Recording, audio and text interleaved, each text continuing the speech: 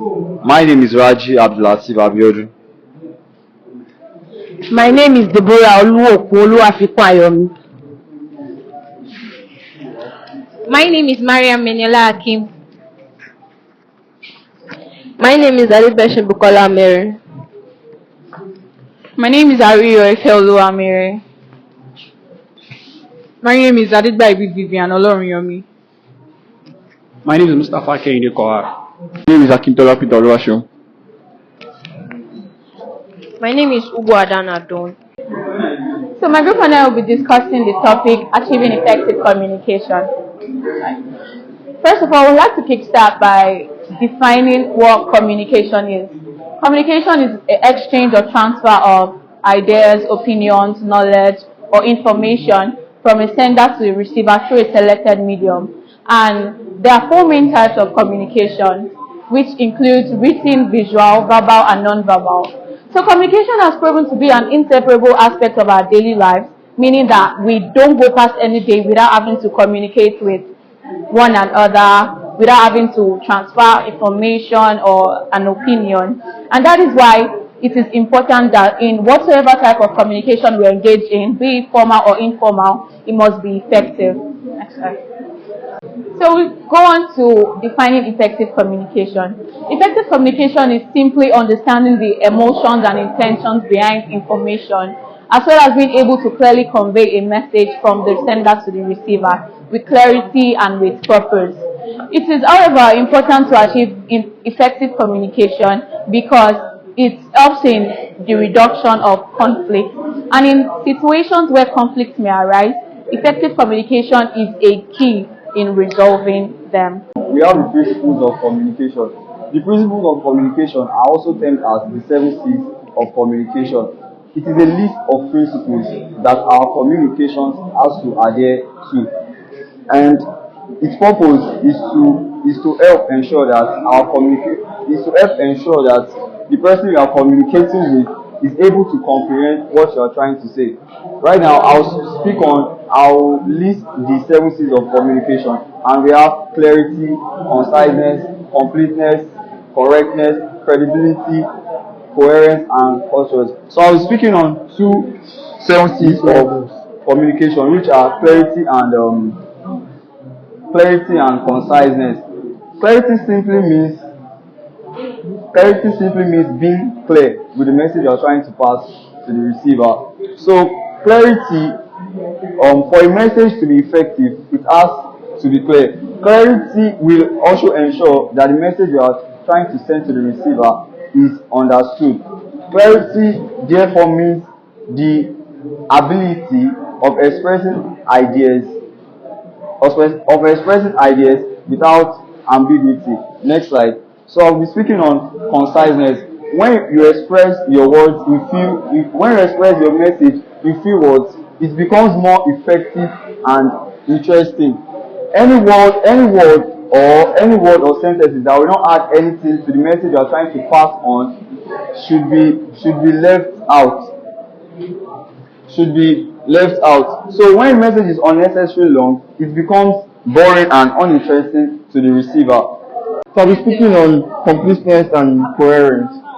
Completeness in effective communication talks about making sure that the information you're trying to pass across is complete. No one likes when you send out information. I mean, if you send an information to the receiver and it's not complete, he comes back to you and asks for the complete, and no one likes that. So in order for effective communication to be properly effective, then the information you're trying to say must be complete. Then you must cross-check that you are using the proper words and you are saying the proper things before you pass the information. Then coherence, it means that the information must flow. It must fit together. You should not start your information talking about one thing and end it talking about another thing. So the facts about what you are trying to communicate and what you are trying to say must flow. They must fit together. Communication to be effective, it must be correct, meaning to be error-free and then to be devoid of falsehood. Mistakes and errors in terms of grammar, spellings, wrong information, figures, and so on will distract the receiver of the message and will also make the receiver of the message to be uninterested in the communication. Therefore, the message that will be sent by the sender must be checked in the previously mentioned terms before sending the message. Then cautious communication is friendly and respectful. Business communication must be cautious because you need the continuous patronage of your customers in order to remain in business. If you insult or use aggressive or harsh words in communicating with your audience, incur your wrath in them. Credibility. We know that for information to be very effective, it must have credibility. What we mean by credibility is that the message you want to pass across, we must be able to trust it and we must be able to believe it. That means the source of your information must not be questionable. It must have facts in it. And apart from this, your information or message you want to pass across must be direct and clear. You must have the intention that the receiver will give back a feedback on it. And if your receiver does not understand the information you are passing across, they won't be able to give us a feedback. So I'll be introducing the barriers to effective communication. We know that the barriers, apart from the 7 C's we communicated, there are also barriers that hinder us to pass across information correctly, which are the obstacles and things that prevent effective communication. My colleagues will run us through the list of barriers to effective communication. So I'll be speaking on the barriers to effective communication. First one is medium. The medium through which a message is delivered or sent can be a barrier to effective communication. Like if the sender uses the wrong channel to transmit the message, it can cause a barrier to the communication. Then the second one I'm talking on is timing. The time the message is sent can be a barrier to effectiveness. If the thing is not right, the reception may be poor and the position towards it may be negative. For instance, advertising of product or service, things might be very crucial. That's why we have to build on radio and television. Thank you. Okay. One of the barriers of effective communication is noise. I want to talk about noise. Noise is an unwanted signal that interferes with the original message signal, thereby causing an alteration in the communication process, and it is most likely to enter as the receiver's channel. Then the next one is language.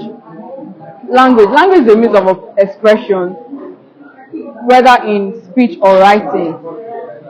For communication to be effective, the language must be common between both parties to aid understanding, else effective communication will not be achieved. According to Neil Postman, the language environment is made up of 4 elements, and they are the people, their purpose, the rules of communication by which they achieve their purpose, and the actual talk in the situation. Other barriers to effective communication are stress and out of control emotion. When you are stressed or emotionally overwhelmed, you are more likely to misread other people, sending confusing or putting up non-verbal signals, and lack into unhealthy pattern of behavior. The next slide. Lack of focus. You can't communicate effectively when you are multitasking. Like, you have to be really engaged as both the receiver and the sender. You guys have to. The both parties have to be engaged and be focused while communicating effectively. Consistent body language. Non-verbal communication should reinforce what is being said and not contradict it. For example, if you say one thing and your body language says something else, your listener will likely feel you're being dishonest. For example, you can say yes, but your body language is saying no. Another example is when someone says they are happy, but their expression is sad. That's inconsistent body language. The next one is negative body language. This is when a person's posture, gesture, or facial expressions convey negative emotions or feelings. If you disagree with what is being said, you ought to use negative body language to rebuff the other person's message, such as crossing your arms, which can come off as defensiveness or discomfort. You don't have to agree with what's being said or even like what's being said, but to communicate effectively and not put the other person on defensive. It's important to avoid sending negative signals. So my group members and I have been able to explicitly explain what achieving effective communication is, and we talked about the barriers which are obstacles, and once those barriers are being dealt with correctly, achieving effective communication is made easy. Thank you all for watching and listening.